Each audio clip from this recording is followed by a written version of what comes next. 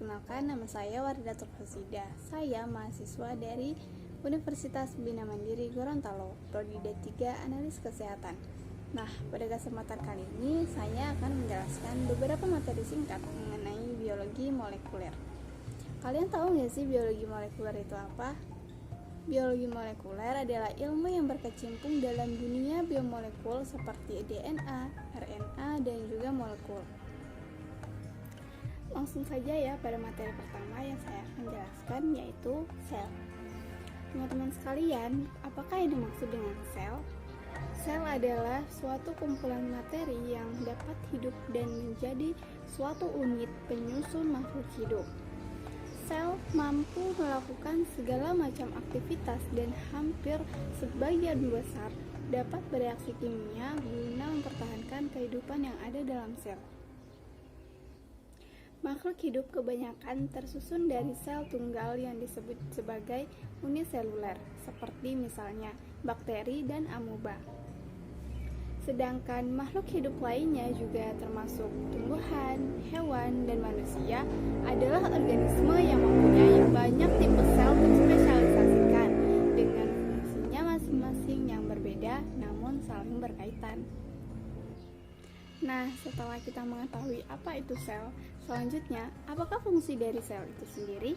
Adapun beberapa fungsi sel diantaranya yaitu berfungsi dalam metabolisme, komunikasi sel, siklus sel, diferensiasi sel, dan kematian sel terprogram.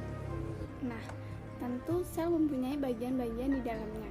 Adapun bagian-bagian sel yaitu membran plasma atau membran sel, sitoplasma, inti sel atau nukleus, mitokondria, ribosom, retikulum endoplasma, badan Golgi, lisosom, sentriol, vakuola, plastisida, dinding sel, perioksisom, dan glioksisom.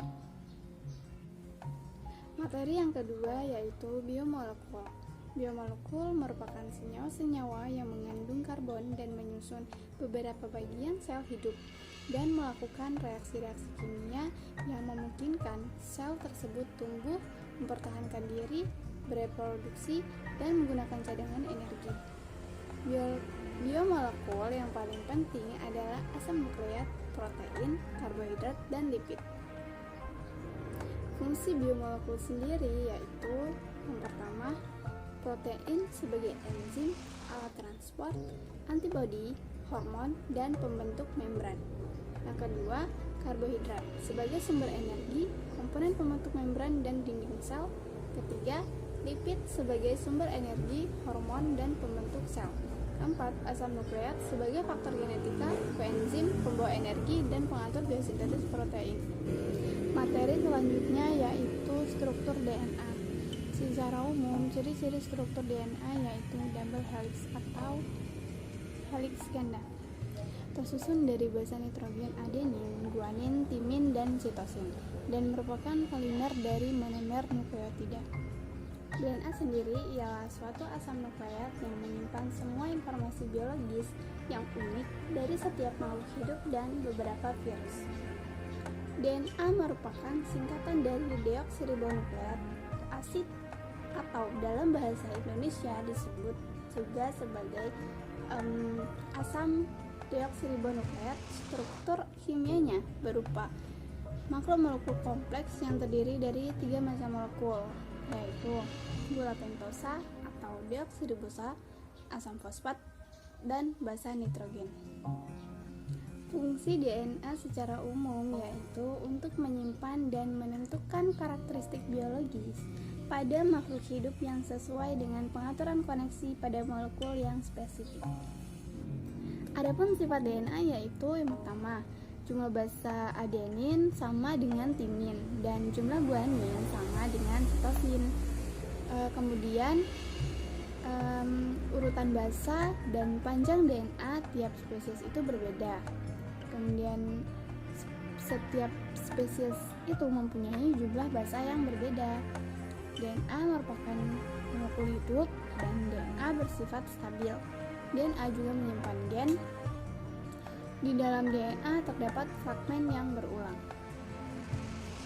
Tahapan sintesis protein mengikuti aluran dogma sentral di mana informasi genetik dipindahkan dari DNA ke DNA melalui tahap replikasi, dari DNA ke RNA melalui tahap transkripsi, dan selanjutnya dari RNA ke protein melalui sintesis protein. Sebelum terjadi sintesis protein, DNA pada struktur nukleosom akan lepas dari protein histon oleh bantuan kerja enzim polimerase. Secara umum, proses sintesis protein meliputi 3 tahapan utama yang antara lain yaitu replikasi DNA. Setiap sel dapat memperbanyak diri dengan cara membelah. Sebuah sel membelah menjadi 2 sel, 2 sel membelah menjadi 4 sel, dan 4 sel membelah menjadi 8 sel, dan seterusnya. Sebelum membelah, terjadi perbanyakan komponen-komponen di dalam sel termasuk DNA. Perbanyakan DNA dilakukan dengan cara replikasi. Kemudian transkripsi. Pada tahapan ini, DNA akan membentuk RNA dengan cara menerjemahkan kode-kode genetik dari DNA.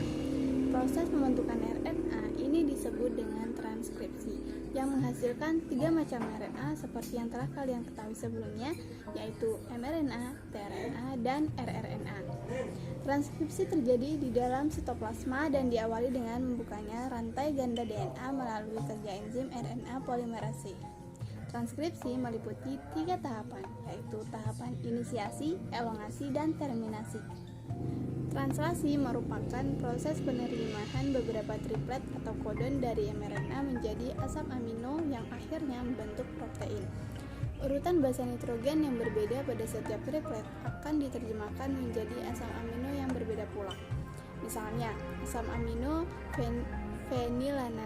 fenilalanin diterjemahkan dari triplet urasil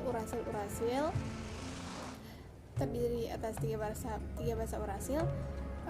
Kemudian asam amino triptofan UGG atau urasil guanin, kemudian asam amino glisin GGC atau guanin sitosin, dan asam amino serin urasil sitosin adenin. Sebanyak 20 macam asam amino yang diperlukan untuk pembentukan protein merupakan hasil terjemahan dari triplet dari mRNA. Selanjutnya dari beberapa asam amino baik puluhan, ratusan, atau ribuan tersebut dihasilkan rantai polipeptida spesifik dan akan membentuk protein spesifik pula. Baiklah, itu tadi merupakan penjelasan singkat mengenai biologi molekuler. Semoga teman-teman dapat memahaminya ya. Sekian dari saya. Wassalamualaikum warahmatullahi wabarakatuh.